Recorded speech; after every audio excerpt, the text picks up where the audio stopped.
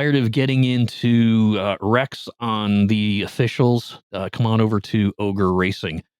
Speaking of Ogre Racing, we have one of our drivers on today, and he, as many others in the leagues we've raced on, have some racing experience. But this guy's right out there on the front row. Actually, he's in pit road quite often. His name is Rick Shigori. He drives the number 02 in the Ogre Racing Series, and he's also a NASCAR pit road firefighter. Rick, welcome. Thanks for coming on this morning. Well, thanks for having me, Greg. I'm So, glad to be here. yeah, tell me a little bit about. I know you've got a lot of firefighting and racing experience, but I want to jump right to the NASCAR aspect here. How did you get involved with firefighting on NASCAR? Well, like a lot of people, I was a fan first for years and years, and I had a couple of friends of mine.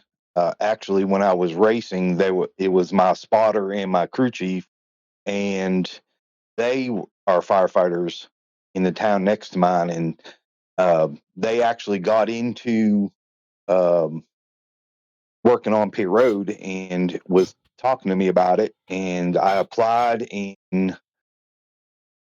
21 2021, and I got hired at Martinsville, and my first race was the fall race right at the end of the season, of course, the cutoff race, but Hmm. um, of 21. And so I'm starting this year will be my third full year working for them. That's cool. So, do you travel around the whole circuit, or are you just in a certain region nearby where you live? Um, well, I was working, um, so it was harder for me to do that. But um, currently, I work for Martinsville and Charlotte and Darlington, Oh, that's and I'm cool. trying to expand that now that Yeah, I'm retired and have some more time. sure. Um, it's a little easier for me to get to other tracks, so hopefully, I'll be able to expand that. That's the goal. Okay. I also see you're also a MT instructor for the state of West Virginia. Tell me a little bit about that. That's got to be great because I know I was a volunteer firefighter back in the '80s, and I know a lot of guys that when they got a little too old to pull hoses into burning buildings, they got into state fire instruction. So tell me about your experience there because that sounds really cool. Yeah, so I was a volunteer firefighter for about 10 years, and then I got hired with the city, and I was about 5 years into that, I think. And they asked me if I would be interested in becoming an instructor. So I went to the instructor's course and became an instructor for the fire service. Um, that was where I started at, was teaching new people how to become firefighters, and then they had a shortage of emergency medical technician instructors. So um, I did kind of an abbreviated training course for that because I'd already been through the instructor's class, but Sure. you have to specialize. So um, I had to do a presentation and stuff on the EMS aspect of it and take a test and score a certain score. And once you do that, then um, you can start teaching EMTs. So I really was teaching EMT class um, a few nights a week, or um, I don't know. I guess the class lasted a couple months, and then I would teach fire service classes also in between that or around that, and um, yeah, it was really rewarding. I like the feeling of being able to give back to an occupation that I've spent so many years in, and I really enjoyed watching them, the students, when I was explaining something, or trying to get them to grasp a concept, they would light up, and I could see it in Hmm. their face when it clicked, and I like That's that. cool. So I enjoyed it. So I know a lot has changed in firefighting since I was in. I mean, I'm dating myself, going back to the early to mid '80s. Um, do you think all the extra requirements? I mean, in New York State are what we called EF, which was the Essentials of Firematics, which was I think like a 35-hour course over like a month or so, and then you could just be uh, get your gear, and then actually you didn't even have to do that. You just showed up, joined the firehouse. They voted you in. They handed your gear, and you could show up right away.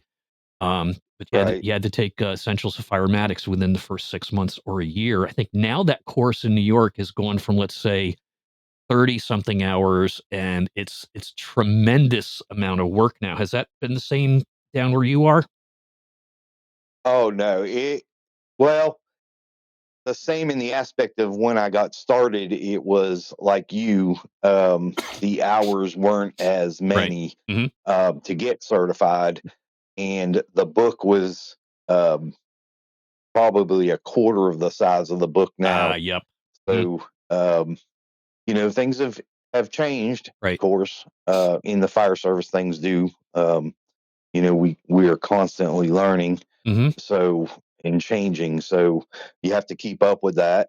Right. And the books got bigger, and the classes got longer, and Yes, they more in have. depth, and more detailed. Yeah. And yeah, so I was sitting here trying to remember. It's been a little bit since I've taught a level one class, but Hmm. I was pretty sure it was like 150 hours Oh, now. okay. Hmm. Let's get into some racing history here. We've got Awesome. you sent me some photos. I've got your number '02 truck on here, and tell me when you got involved in iRacing, or go back to your racing history. When did you get involved in racing, either really driving or watching, and who was your biggest influence that made you a fan? Oh wow. So um, originally, I'm from Massachusetts, and I think at the time that I lived up there, I don't even know that they were racing New Hampshire on the NASCAR level. So I would watch it on TV, and I was probably um, late teens. Hmm. Um, been a fan, of course. Then I moved down here in West Virginia, and there's Bristol, Martinsville, Oh yeah. Charlotte, all Hmm. within you know ease of getting to. So my first race in person was in 1992, and that was Bobby Labonte, Jeff Gordon, and I'm pretty sure it was Kenny Wallace's rookie years. Oh wow. So, I yeah, my first live race was at Martinsville, and I was just hooked at that point. Um, Yep. being there in person is so much different. The show, the sounds, everything's so much different. I loved it and never looked back. Yep. We've been to I'm up here in New York, and favorite tracks to go to up here. We've been going to Watkins Glen probably for the last 10 years, camping in the infield for the last 7, and just going to give it a break this year. But we've been down to Martinsville, been to Richmond. We been to Martinsville on 2 separate occasions. One was on a road trip weekend that my youngest son and I took. My mom grew up just outside of Augusta, Georgia, in a small town called Jackson, South Carolina. And this, I think, is like pre-COVID, a year before COVID or 2 years before. They went down for a family reunion and my mom's birthday. And little did they know that my son and I were, everybody else down there knew, but we were coming down there to surprise my mom for her birthday and the family reunion. So we left up here just south of Albany, New York at about 2 in the morning, and drove 16 hours straight through to Augusta, Georgia. Walked in on them on the uh, surprised them at the family reunion at the church. Went back to Augusta to stay the night with my aunt. Left Sunday morning at 5 and drove up to Martinsville to catch that race. It was 55 degrees in Augusta that morning. We pulled into the Martinsville parking lot. It was 38 degrees and snow flurries. and we froze. And then we went back down 2 years ago for the spring race. Great track, super racing. So yeah, it's like you said. Once you go to the track, it really gets under your skin there. And what about iRacing? When did you get involved in iRacing? Oh, that's so I went to I think the NASCAR Hall of Fame opened in 2010, and of course, me being me, I wanted to go, but I knew it was going to be crowded Yeah. and crazy, so I waited a little while. I went in 2011 Okay. for the first time, and they have the racing simulators there. So I just kind of walked around the Hall of Fame and did my thing and checked everything out. And then Yep. one of the last things I did was went down and got in that simulator, and they used iRacing, and I was like so blown away by the Yep. realism Hmm. of it, and I was just hooked. And I went home that very night. When I got home, I got my laptop out, my PlayStation, Logitech wheel and pedals, and Oh gosh. downloaded iRacing, and it took it Yep. on my laptop. Was able to handle it, and I sat down to Huh. the table, the dining room table, for the first time, and went and did a race, Oh gosh, that's and great. it was crazy. I loved it, and been doing it ever since. So really, I guess since 2011, Okay. a few breaks in between, but yeah, that's I got started in it in 2011, Oh, and that's cool. it's changed quite a bit since even then. Yeah. I remember my son, he was using my laptop and the pedals, he got a $39 set of pedals with the wheel that clamped to the dining room table and the pedals that sat on the floor. And I go, "What's that?" He goes, "Oh, it's iRacing. It's a lot of fun. It's a video game." Like, okay. So then and he was like 12 years old at the time, so he had to use my credit card to get on. And what ended up happening is I get an email from iRacing that I got a 30-day suspension, and I'm like, said to Sam, I said, "Sam, what do you know about this iRacing thing here?" He says, "Yeah, I was in a race and I kind of got upset and I wrecked a guy on purpose." I said, "Yeah, but you're using my name." So that's how I found out about iRacing, and I got into it, and we started out just like, with the laptop, the Logitech Yep. wheel. I still have the 920 or the 923 wheel. I love that. I did upgrade to a set of Club Sport pedals, but I just love that wheel and in it, and slowly added on and built a little thing downstairs where we were basically sitting on the floor until I could build a platform for it. And it's since grown. And now my um, man cave downstairs takes up three separate rooms of the basement, because every time you go to the track, you buy more cars, you bring back more stuff, you need more space to put it on. And the wife is not going to let me hang it up on the walls in the living room. So it's all down here in the man cave, including the hood off a truck from the NASCAR series, and on the side of my rig, I've got the front left and front rear fender from Cheese, and that was came off of Greg Biffle's car. So that's where it goes.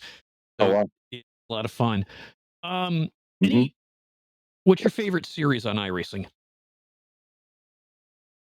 Um, well, uh, I, I'm just a fan of iRacing, Yep. honestly, but probably my when they changed over to the next gen or Gen 6 cars, Hmm. I kind of steered away from that. I couldn't get the hang of it. Yeah. And um, so my favorite series is the truck series. I Yep. really enjoy running the trucks and how they drive, more in my driving style. Hmm. Um, and the Gen 4 series, um, I like the Gen 4 cars, and so I found that series. So I've been running the Gen 4 series and the truck series quite a bit. Cool. The Xfinity series from time to time, but Hmm.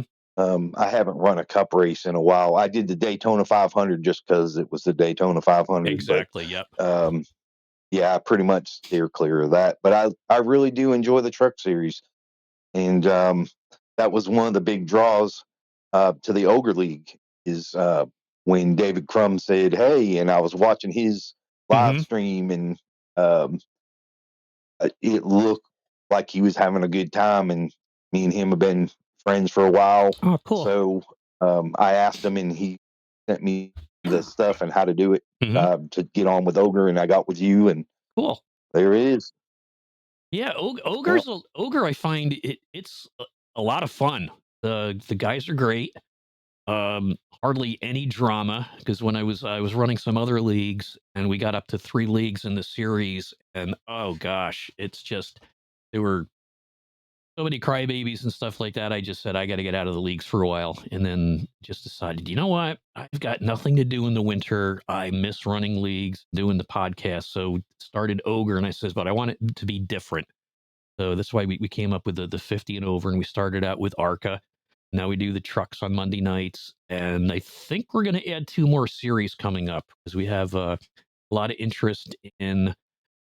Oh, Sam Maxwell wants to do one on talk about doing one on Friday nights and running super speedway, doing different cars every week. And somebody wants to do the 87s and the Xfinity. So we're gonna grow and just keep it going there. And so tell me about mention David Crum that you guys are on some other, it's not a league, but just a bunch of guys that get together, and it got so popular you actually have to do basically heats to get in the race. Tell me about that. Yeah. So the Flying Aces, they've been around for several years, um, and they're on YouTube at I think it's Flying Aces TV, but um, Hmm. they they are two brothers, JW and Eric Salyers, and they live stream races, and you just get in, and they send a password, and so you can get in there and race. But there's, you know, uh, I don't know that there's any rules. It's not really a league. It's more of just a group of guys. So um, I started racing with them a couple years ago, like 2.5 years ago, and it just has grown That's cool. tremendously. It's when I first started, it was the same guys, so you got used to who you were racing around, um, and you knew what they were going to do, and how they were going to do it, and you know vice versa. They knew how I was going to do, Hmm. which made it fun. And Sure. then it got bigger, and you started not recognizing names, and it got so big that here probably, I don't know, I took the last like year and a half off of iRacing, Hmm. but got back into it. I think back in November or something. But anyway, when I went to get in there, I didn't hardly. I recognized some names, but not all the names, and we were having to run heat races just to get in Wow. to the main race, and um, that's fine, but um, it's still a lot of fun. They're Yep. still a good bunch of guys. Um, still friends with a lot of them. They go to races, and yeah, it's just a good group of guys that's a lot of fun to race with around, That sounds cool. and they make you better because they're good. Yep. So It's always better to race with somebody that's a little bit better than you are. So what kind of series and what cars and tracks you run on there? uh, they run they run everything from road courses. They might run 2 or 3 races a night, and they run. I don't. It changes. There's no really schedule. I think he just decides, hey, we're going to run 3 races tonight. The first one might be a 20-minute race or a 30-minute race Oh, on, okay. at the Daytona Road Course, or in a GT3 car, or Hmm. um, whatever. He likes road course racing, so they usually have a road course race in there to start the night, and then it might be a truck race or Xfinity race or a next gen car, Ah, Gen okay. 4 car, So whatever. varies a little bit. And then they'll pick a regular traditional track to run at. So it's hit or miss. You really don't know till that day. He'll put it out there on Twitter or YouTube, or whatever, that they're going to run at such and such track. So, um, and it's fixed setups for the most part. I think they've kind of dabbled Hmm. here recently in an open setup. So Yeah. it's pretty much fixed setups that they run. Yeah. Okay. Do you ever run any open setups or figure out any of the mechanics on that? Because like I've played around with it, and I find every time I adjust something, I don't know, front right camber, then the gas cap falls off the tank. That's how much I know about engines. Yeah. So I tend to stay with the fix, because the less I can mess up a car, the better. Right. That's me. I know a little bit of the physics of what a race car should do Right. and what adjustments I can make, but that's real life kind of falling into iRacing. But there's so many settings Sure. that I'll change something to make something better, and I make it 10 times worse on the other end. So Yep. yeah, I'm not a technician or any kind of race setup guy by any means. Mhm. I'm just put me in the car and we'll see. If it's loose, I'll tell you it's loose. Tighten me up. Exactly. That's Yep. that's all I need to know. Yeah. What I found when So I was just messing around with them, like you said, you adjust something and something totally unrelated, or you think that's unrelated, all of a sudden it says it's out of range, and they try to get it back in range, and something a third thing goes out. So it's the heck with that. exactly. So let's talk about dirt racing. You've got some history Oh with yeah, that. I got your car. Were your car number 20 there, the orange car? absolutely. Yeah, I got that pick. Um, Tell me about that there. Back earlier, you said who was my biggest influence Hmm. in NASCAR. I guess, um, and this is probably not a popular choice, but by my car numbers, you can probably figure that one out. Um, it would have been Tony Stewart, Ah, okay. and I just he was a wheelman, and Hmm. he just could drive a car, Yeah. and he could drive the trucks, and he could just do whatever. And the thing that probably impressed me with him the most and really just drew me to that was um, that day. I don't remember what year it was right off. Um, but anyway, he drove the Indy 500 Hmm. and finished in the top 10, and then he got on a I helicopter, remember that. got hooked onto some IVs and ate, and landed at Charlotte and ran another 600 miles Yep. and finished in the top 10. I And remember. I was Yeah. just like, whoa, that's impressive. And I Yeah. just kind of followed him. Hmm. And then, of course, the bigger, as he got more time in the series, he he really just, I don't know if I just liked the way he didn't hold back. You made him mad. You knew you made him mad. And you paid for it. And, sometimes I think he went a little over the edge with Hmm. that, but I liked it. I just thought, man, he is no bones. You know exactly where you stand, and he will race Oh like yeah. crazy. Yep. And he did. Yeah. Um, my son he's a motorsports photographer, my youngest guy, and he was doing some SRX over in Connecticut last year or the year before, and he said he got to meet Tony Stewart, and he says really nice guy when he's not in a race car. I guess so. You don't want to be on his bad side.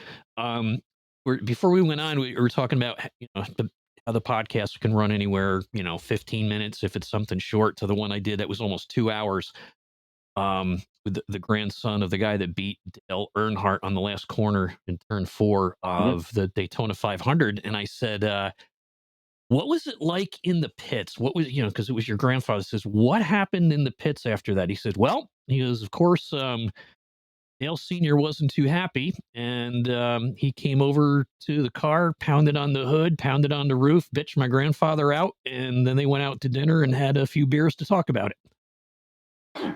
Yeah. So Yep.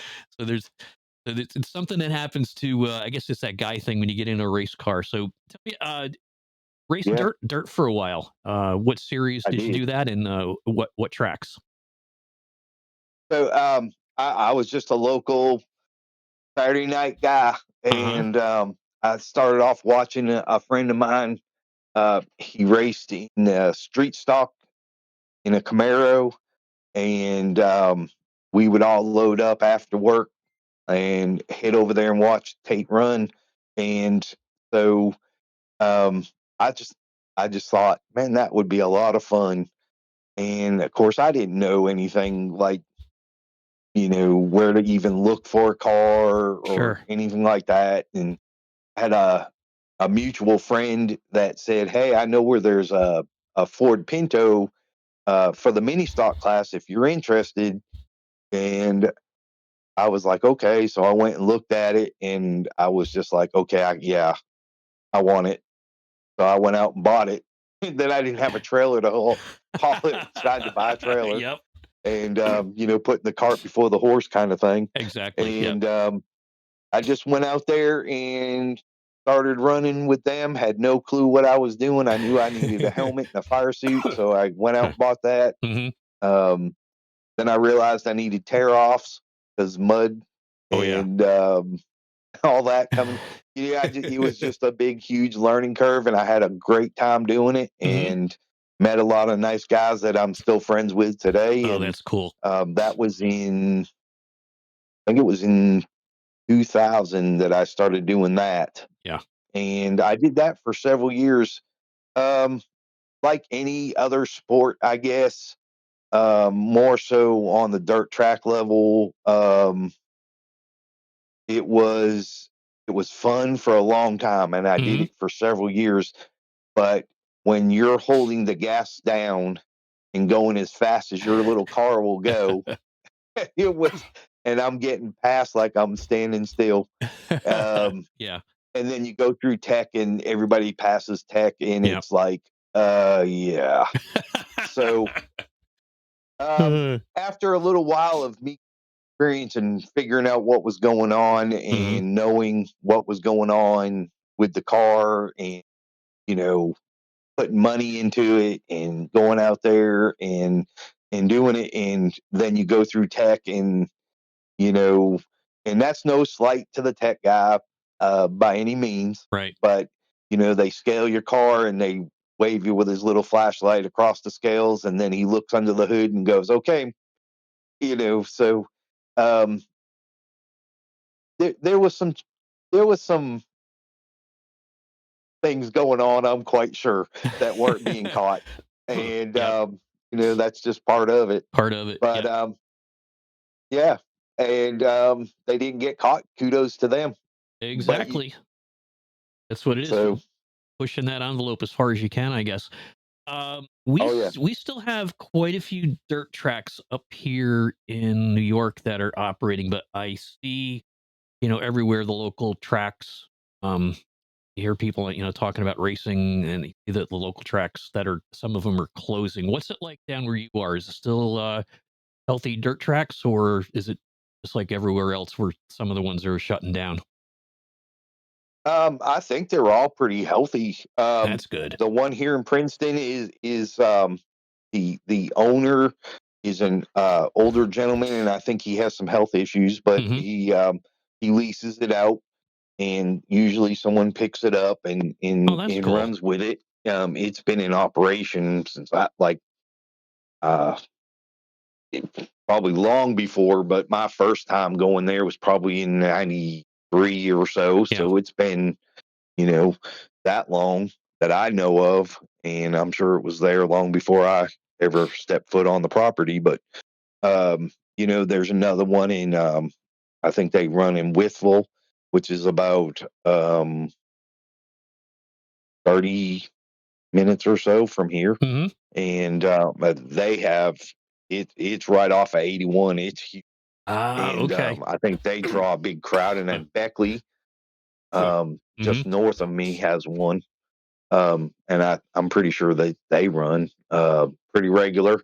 That's good. So yeah, yeah, that, and then you had some asphalt tracks near, and they're still going good. I think Motor Mile has scaled back Hmm. this year.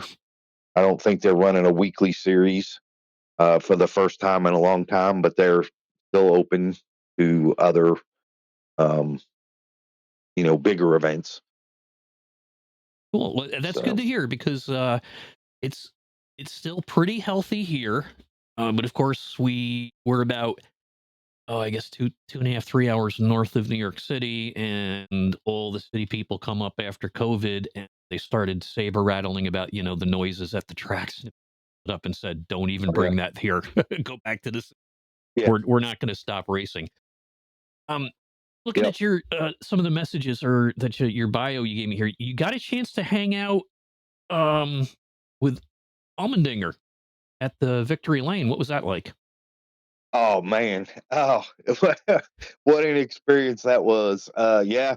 So um, the way that works, you're protecting, virtually you're taking care of one team, but you're splitting.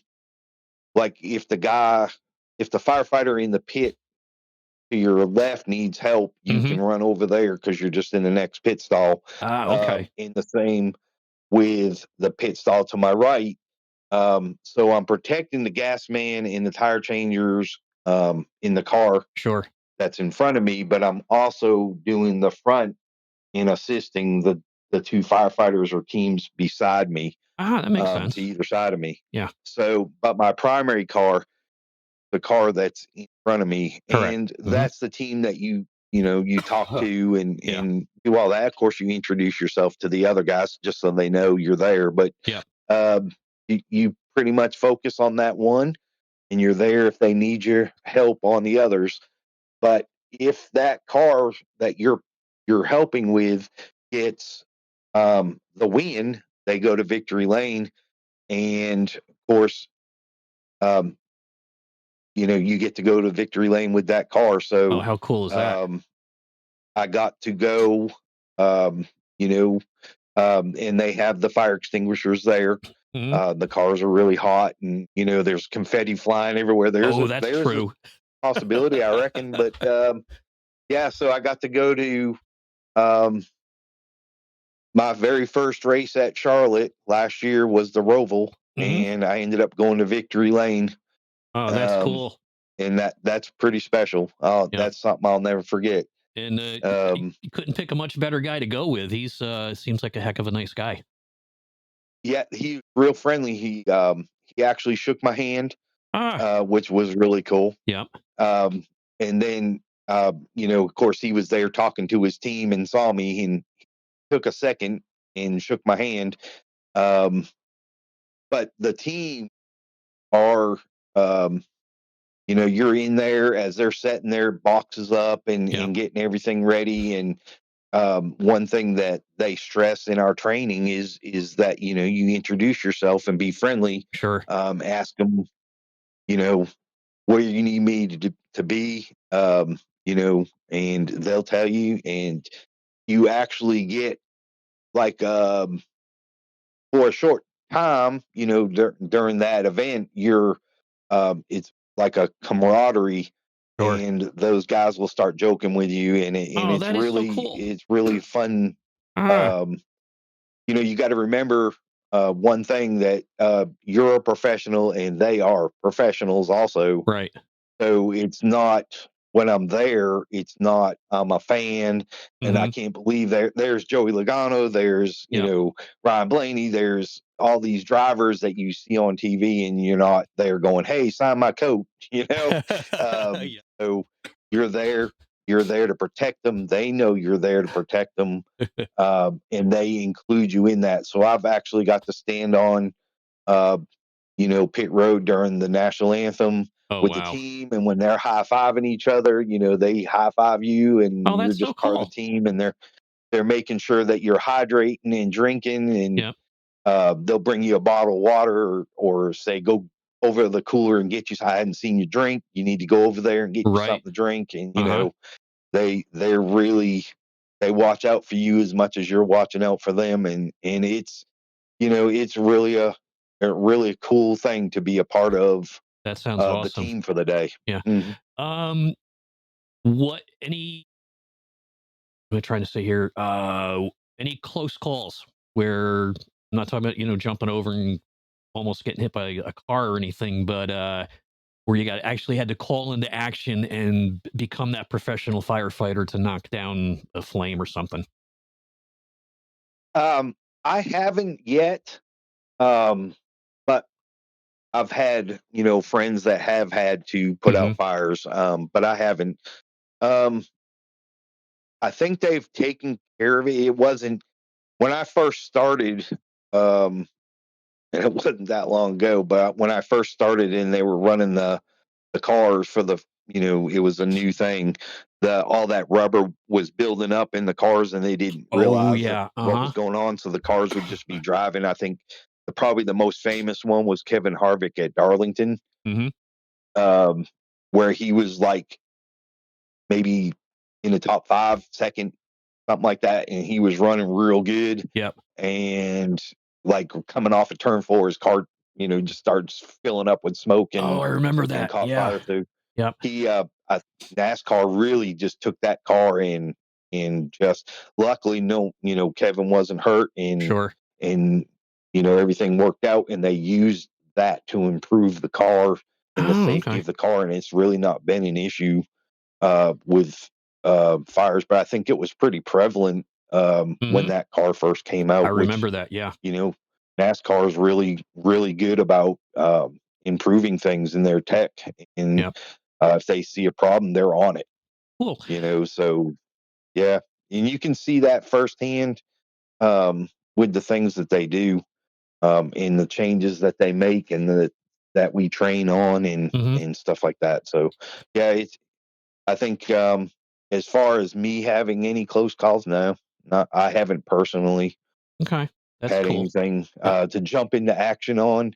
Um, um, one of the things that we have to do, of course, being we're there as professionals. It's not just the teams and the drivers that we're trying to protect. Hmm. It's also the fans Sure. that are walking around in you know with their hot passes and stuff. So Yep. um, if there's a medical emergency or whatever, and we're in that area, I can try to help out a little bit, and then I Right. get on the radio and tell a tower that you need the med cart. Um, so you, you're out also looking out for the spectators, the fans, Right. and there's a lot of them on race day, Oh especially yeah. at short tracks. It's Yep. a more condensed Hmm. area, so it seems like there's way more people than say Charlotte, which is a bigger track, and there's more room to spread out. Ah, that makes sense. So Hmm. yeah, It mentioned to me that you're also cross trained in extrication for NASCAR. yeah.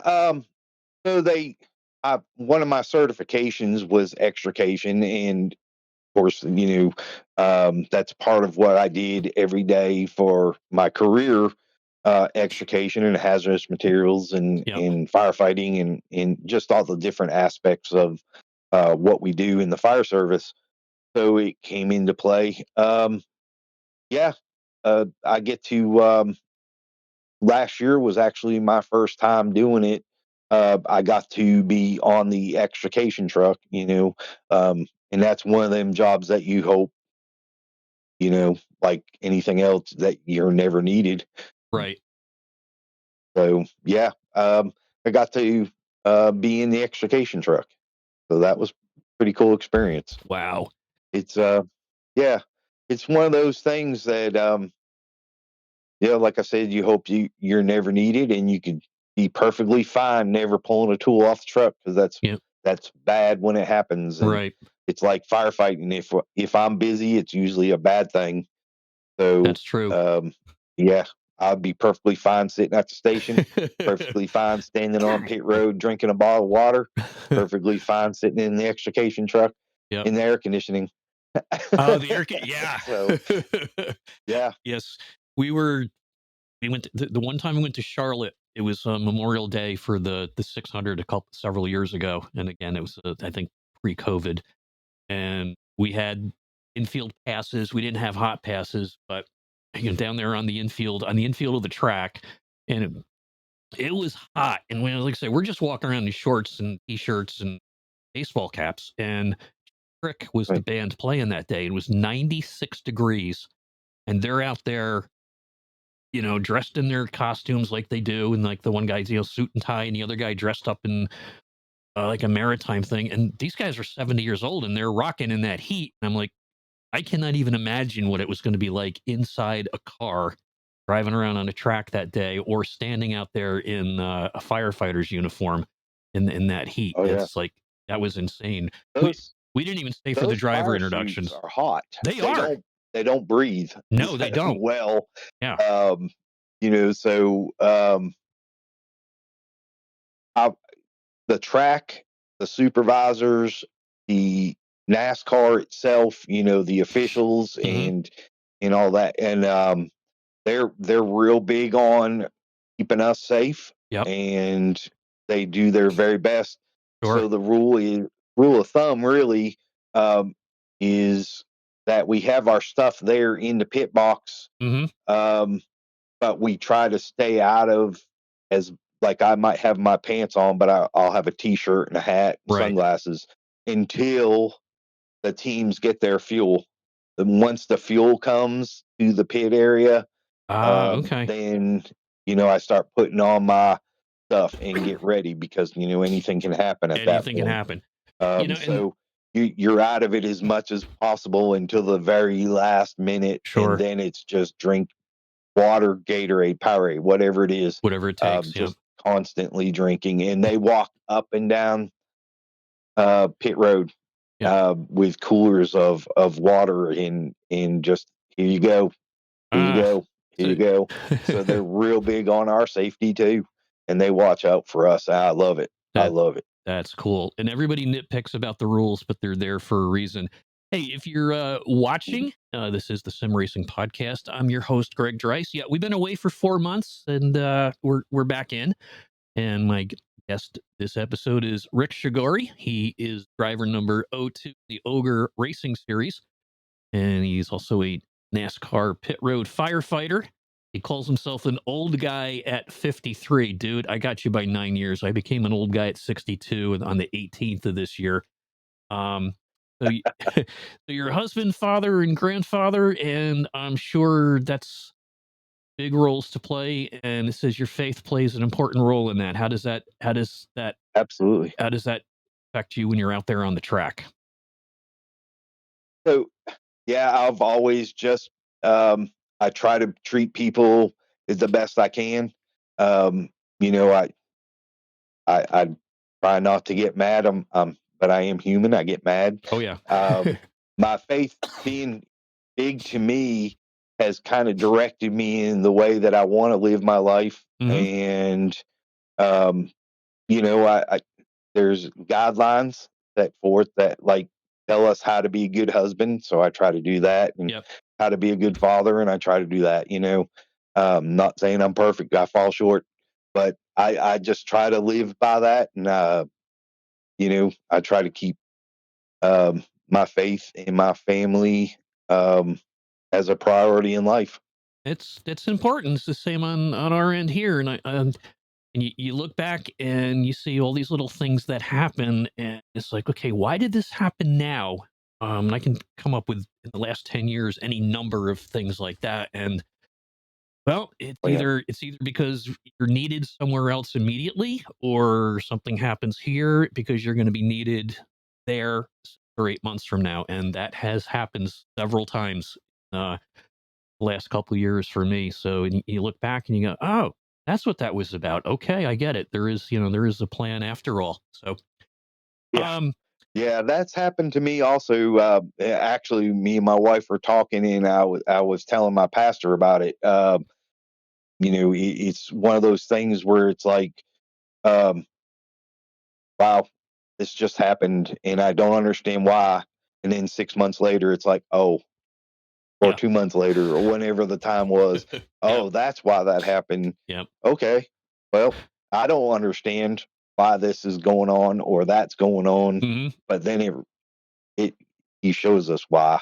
That's for So sure. yeah, I'm not the best at it by any stretch of the imagination, but I really do try, Hmm. and to just treat people with kindness, and um, even on the track when something happens, I wasn't the guy that was going to come over there and punch you in the face. And on iRacing, I'm not going to be on there, um, and you'll probably see it the more we race around each other, which we've done now for several weeks. But Hmm. it's, I'm not that guy that's going to get on there and just throw a fit. And Right. um, it happens, and you move on. That's And it. I'm not going to retaliate if something bad happens. I'm not going to do that. Yep. I'll drive them clean as I did the race before. Yep. It doesn't Yeah. matter. Well, we I try to treat people with that respect and that level of respect, and it worked throughout my whole career. mhm. Um, Maybe not at 2 or 3 in the morning. I wasn't as joyful, Yeah. um, but it was still. I still gave them 100%. There you go. Yep. Just maybe wasn't with a smile. Exactly. So, Uh-huh. yeah, So, yep. that's just the way my faith is, Good for and you.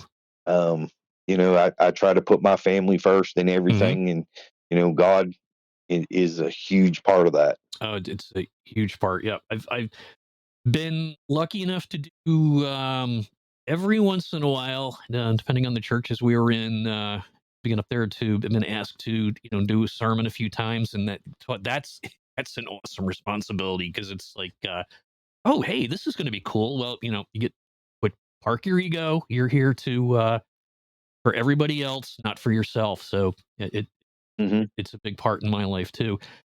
Yeah, Rick, anything you want to say before we wrap up here? I want to thank you for being part of Ogre Racing. I can't say enough about how courteous and all the other drivers are, and we haven't even had to invoke the one and done rule except for once when somebody gets in a wreck. And I just had to jump in one time and say, guys, if you had, say your piece. If you need to carry it on, go take it private and get it off the mic. So it's um, great bunch of guys to race with. yeah, Everybody's encouraging, and I want to say, thanks for being a member of Ogre Racing, and we'll see you on the track.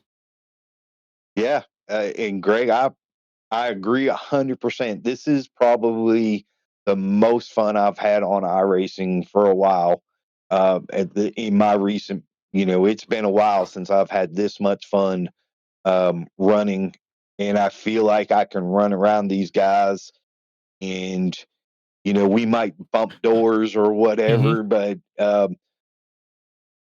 it's going to be part of racing, and it's fun.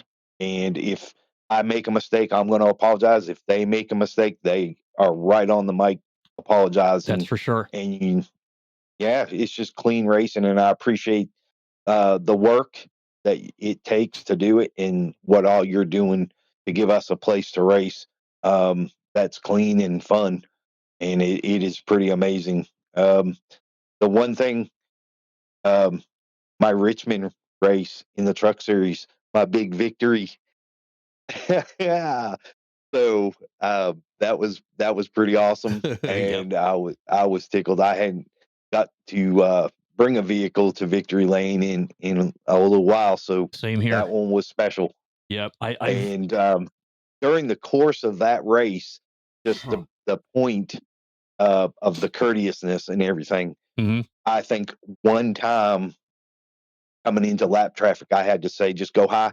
That guy scooted right out, Yeah. went right up high. Yep. Every other driver, other than, that one time, but he got straight out of the way. Right. So, but every other time they would either watching their relative or looking in the mirror and seeing me coming as a leader, Exactly. Yep. straight up to the wall. Didn't Yep. have to move my line or try to race around them. Hmm. And it just made it. I thought the courteousness of this group of guys is amazing, and it's refreshing. Yeah, that is good. And So, pretty much by luck of the draw, because I just throw it out there, and if you tell me you're over 50, I'll take your word for it. And one guy says, "I'm 39, can I race?" I says, "Well, come back in." Or one guy, I think he was in his 20s, that we raced with somewhere. I said, "Well, come on back when I'm 90 and you're 60, and see if we're still around." If you had to pick another series for Ogre, so we got Arca and the Truck Series. If you were to jump on that page there and make a suggestion for another series to run, which one would you choose? um, like we were talking earlier, I like the Gen 4s. Hmm. I like the 87s too. I I love think the the 87s. 87s is a huge challenge. Yeah. No matter what track they're running on, those cars were a handful. And Yep. yeah, I like the 87s. I like Hmm. the Gen 4s. Okay. Yeah. Somebody asked me about the 87s, and when I started driving them, I said the best way to describe it is you're 16 years old, you just got your learner's permit, and grandpa gives you the keys to his 1977 Pontiac Bonneville, and you're taking it out on the road. Or that's too big and too hard for you Yeah. to drive. Oh man. Those guys that race those cars in real life, if that's what they went through, I wouldn't know. But if that car is an exact scale version of, or Mhm. sim version of the real car, that's why they were as big as they were. Yeah. Those So guys were amazing to drive them cars week in, week out at the speeds that they drove them at. exactly. That was crazy. Yeah. So Yep. I kind of lean into that, or Xfinity, something that's, I just find the Gen 7s too easy to drive, and too easy to get comfortable in them, and like the challenge. Well, Rick, I want to thank you so much for stopping by this morning, and let everybody know that this will be up on Twitch. I've got to run out for a bit, but I'm going to come back and do some editing this afternoon. It'll also be forever on YouTube on the Sim Racing Podcast. That's my channel there, where you can check out past podcasts I've done for other leagues. Check out some of the other people we've had on. Now we've had a NASCAR firefighter, we've had NASCAR officials, some pit road guys, drivers in Xfinity, drivers in Truck Series. But most of it is regular iRacing guys like us, and we all Yep. find out that it's a big family, and just about anybody that's a real serious iRacer has some track story to tell in real life too. Like what I do is, like, my son, he's 24. He shoots for a couple NASCAR photographer teams. He does motorcycle racing, and he was doing SRX, and now he's doing some track series for Porsche clubs. And he's booked every weekend through the end of the year. And Lime Rock Park is about an hour from where I live, and I volunteer over there in some of their major events, driving drivers around and helping out, and it's fun. So it's a big Yeah. community, and it's just a lot of fun. So, Rick, we'll see you on the track. If you're not racing Thursday night, we'll catch you again Monday in the Truck Series. Yeah. I'm planning on being there. Bring my ARC car Okay. to what is it, Kansas? Las Vegas Is this it, week. no, Las Vegas? Las Vegas. Yeah, Yep. Las Vegas. All right. So I will see you then. All right. You have Thanks for yourself a good having day. me, Greg. Oh, This you're is a lot of welcome. fun. Thank you very I much. Bye bye. appreciate it. Take care. All right. It was Rick Shiguri. He drives car number O2 in the Ogre Racing Series. He's also NASCAR pit road firefighter. Used to drive on the dirt track back when he was growing up, and you can check this out on twitch.tv/Greg Draiss. Later on, the Sim Racing Podcast on YouTube will also be on Spotify. Tune in, that radio app. I believe very shortly, if not already, Sirius XM. And thanks for listening, and we'll be back every week with updates on Ogre Racing. If you know somebody out there in the sim racing world that wants to come on and tell their story, whether you're just a sim racer like I am, or you've got track experience, or just want to chat racing, hit me up on Facebook. And that's it for this episode of the Sim Racing Podcast. I'm your host, Greg Draiss. Thanks for watching.